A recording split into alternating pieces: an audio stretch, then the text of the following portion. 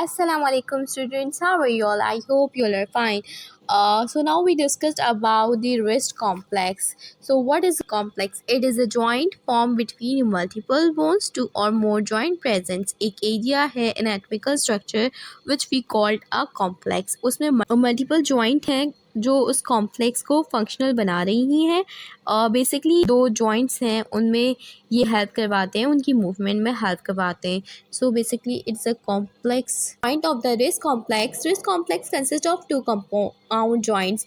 We have two joints. हमारे पास दो joints हैं, एक है radiocarpal joint and second is the metacarpal joint. So what is radiocarpal joint? Is the joint formed between radius and carpal. Metacarpal joint. What is metacarpal joint? The joint formed between the carpal bones. So what are carpal bones? Two rows. Basically 2 rows 8 bones होती हैं. So just above the radius there are 2 rows of the carpal is present. Number 1 proximal raw होती है और एक distal raw होती है.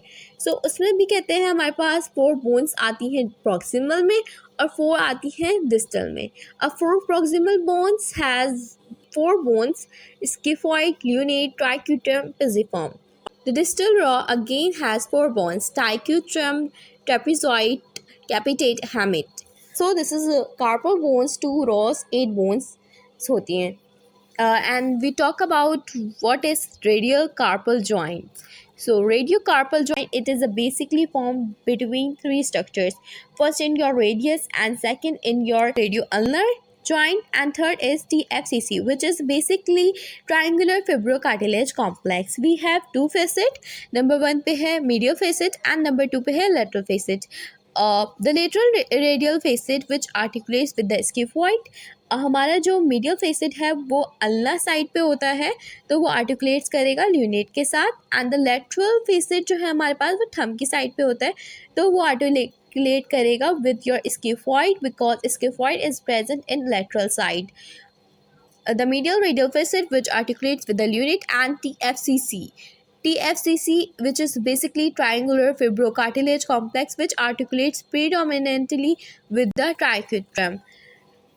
TFCC जिसकी predominantly ट्राइक्यूट्रम से आर्टिकुलेट करेगा बोन के साथ ही होता है. दैट्स मीन्स आपके प्रॉक्सिमल कार्पल रॉ की 3 बोन्स हैं which are truly articulates in this complex: scaphoid, lunate and triquetrum. Pisiform is a very small bone जो साइड में ट्राइक्यूट्रम के साथ अटैच होती है तो is just present. So basically we have 2 facets: the lateral radial facet which articulates with the scaphoid, the medial radial facet which articulates with the lunate, and TFCC which articulates predominantly with the triquetrum. So what is the inclination of radius? हमारी जो bones हैं, हमारी जो nature ने जो bones दी हैं वो कुछ एंगल से बना कर दी हैं. उन सब के अलग अलग से एंगल्स होते हैं. लाइक हमारे पास जो एवरेज इंक्लाइनेशन है वो डिस्टल रेडियस 23 डिग्री है. अगर हम आपको यहाँ पे पिक्चर में शो करें तो हमारे पास जो इंक्लाइनेशन ऑफ रेडियस है वो 23 है डिग्री आ रहा है. और the inclination occur because the radial length height जो उसकी हाइट है वो 12 meter greater on the radial side than on the ulnar side.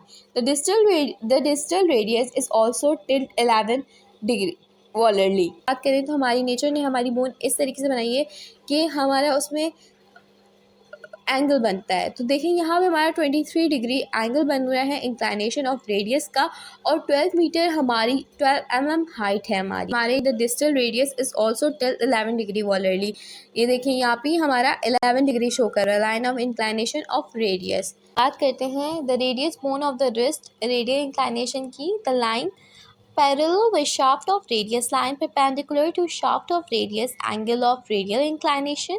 ये हमारा जो इंक्लाइनेशन ऑफ रेडियस बन रहा है ये हमारा 20 डिग्री बन रहा था और 12 mm इसकी हाइट थी और जो हमारा एवरेज है वही 23 डिग्री बन रहा है. Acceptable parameter after reduction 5 degree of loss of inclination.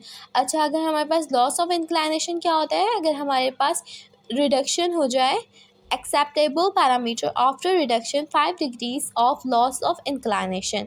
ठीक है, ये हमारा लॉस ऑफ इंक्लाइनेशन हो जाता है अगर हमारा 5 डिग्री रिडक्ट हो जाए, हमारा कम हो जाए। ठीक है, तो ये हमारी लॉस ऑफ इंक्लाइनेशन हो जाता है। अगर हम रेडियल लाइन की बात करते हैं तो line perpendicular to shaft of radius, lower end of shaft of joint surface, average normal radial length is 12 mm। ये जो हम बात करें नीचे वाली जो आ रही है line of inclination of radius.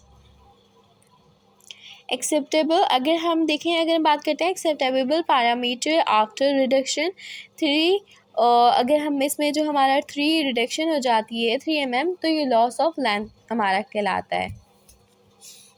So we are going to discuss the anatomy of the wrist complex। So अब हम बात करेंगे, हमारे पास मूवमेंट्स 4 तरीके की मूवमेंट्स होती हैं हमारे पास। Number 1 flexion, extension and radial deviations, ulnar deviations. So हमारे पास नॉर्मल रेंज कौन कौन सी है? फ्लेक्शन में 65 to 80 डिग्री फ्लेक्शन में नॉर्मल रेंज है। एक्सटेंशन में हमारे पास 60 to 85 डिग्री है। रेडियल एविएशन में 15 to 21 डिग्री है। अंडर डेविएशन में हमारे पास 20 to 45 डिग्री है। सो अगर हम बात करते हैं according to kapandgi, wrist flexion 50 at radiocarpal joint, 35 at metacarpal joint। ठीक है, अगर हम अकॉर्डिंग टू kapandgi बात करते हैं, फ्लेक्शन रिस्ट फ्लेक्शन अगर हम करते हैं तो 50 एट रेडियोकार्पल जॉइंट हो जाएगी हमारी और 35 एट मिड कार्पल जॉइंट हो जाएगी। अगर हम फुल एक्सटेंशन की बात करते हैं, अगर हम फुल एक्सटेंशन करवा रहे हैं तो वैल्यूज़ इसमें रिवर्स हो जाएंगी। नंबर 1 35 एट रेडियोकार्पल जॉइंट हो जाएगा, 50 एट मिड कार्पल।